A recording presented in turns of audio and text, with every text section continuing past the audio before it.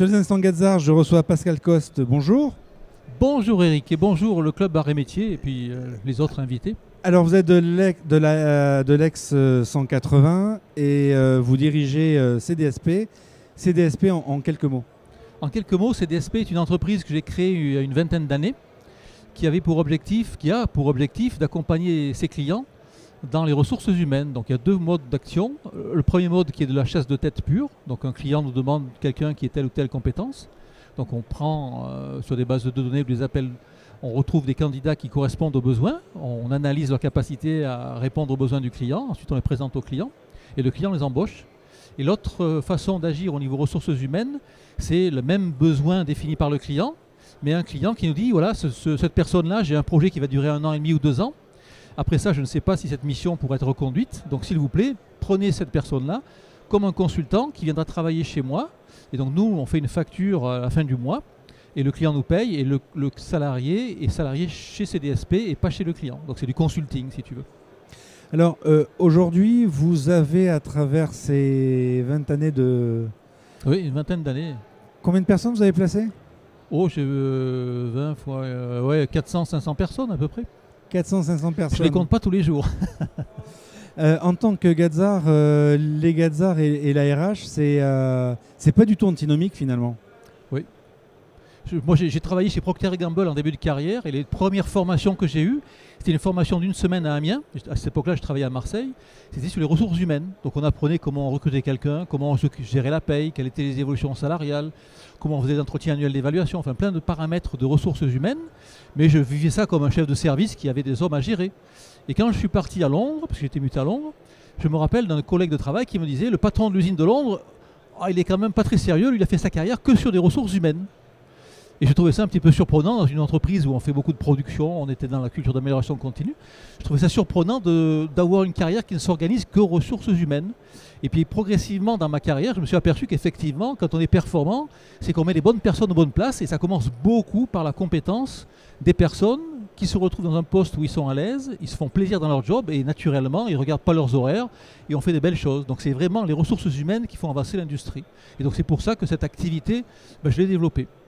Alors aujourd'hui, je ne sais pas à vous que je vais l'apprendre, mais on est en manque à peu près de tout, de techniciens, d'ingénieurs. Pas de chaises. L'industrie manque cruellement et recherche. Oui. Donc là, les affaires vont à bloc.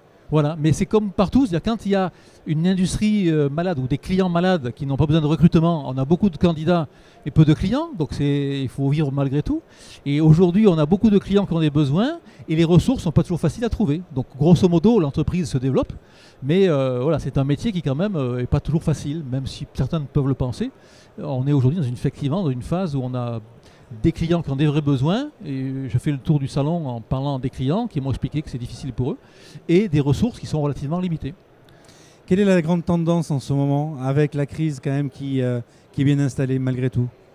Alors ce qui se passe, c'est que la tendance, on a vécu des entreprises qui étaient un peu dans leurs habitudes, style je fais de l'emboutissage, je pense à un client particulier, je fais l'emboutissage en petite série et je veux quelqu'un qui ait 20 ans d'expérience en emboutissage en petite série. Donc ils trouvent, comme moi, qu'on ne trouve pas les bons candidats et ils commencent à s'ouvrir, donc ils sont prêts à prendre des plus jeunes, les former. Donc il y a toute cette notion de coaching, c'est pas de la formation par alternance, mais enfin d'accompagnement des candidats que les industriels commencent à comprendre. Et c'est des choses qui font que le jeune ingénieur, quand j'envoie aux arts et métiers, je fais du coaching pour les 2e et 3e années, je leur dis de ne pas avoir peur, que les industriels sont là pour les accompagner. Et on retrouve effectivement cette dynamique d'industriel qui comprend que le candidat idéal, on ne le trouvera pas, et qui est prêt à prendre des gens dans des secteurs différents et à accompagner ces gens dans les formations. Notamment un grand groupe français qui s'appelle Saint-Gobain, pas de publicité, hein, mais voilà, eux sont prêts à prendre des gens pour faire des produits, style produits d'enduit de façade, prennent des gens dans l'agroalimentaire ou dans la pharmacie. Ce qui, dans une industrie traditionnelle, on dira le gars... un cimentier national que tout le monde peut connaître, si on n'avait pas fait 20 ans de cimentier avant, on n'était pas dans le club. Aujourd'hui, c'est certain, notamment des boîtes comme Saint-Gobain, qui sont ouvertes culturellement, on peut trouver des gens qui viennent de la pharmacie ou de l'agroalimentaire. Lactalis, qui a vécu quelques heures difficiles il y a quelques années, Saint-Gobain est prêt à embaucher des gens comme ça pour faire des produits pulvérulents et des choses, fabrication par batch et conditionnement. Donc adaptation et ouverture à des cultures différentes. Ce qui est très bien parce que ces gens-là, Lactalis apporte des événements ou apporte des façons de travailler un peu différentes différentes et ça se retrouve de façon très positive dans l'entreprise. Pascal, une dernière question beaucoup plus personnelle. Vous Oui. êtes... alors rassurez-vous, hein,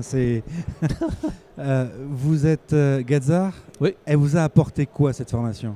La formation des arts et métiers, je dirais en 3 points. Premièrement, sortant de l'école, on est quelqu'un qui connaît techniquement beaucoup de choses, parce que formation généraliste. Deuxièmement, on a appris par le biais des traditions et comment on appelle ça maintenant? Transmission des valeurs. Transmission des valeurs, voilà. On a appris à travailler dans un collectif, à faire avancer un collectif. Et puis, on a surtout un réseau. Et je dirais, pour finir, moi, les arts et métiers, c'est des amis pour la vie. Voilà, c'est une formule qui me paraît tout à fait pertinente. Pascal, merci pour cet entretien et bon salon et bonne chasse. Merci beaucoup. Au revoir.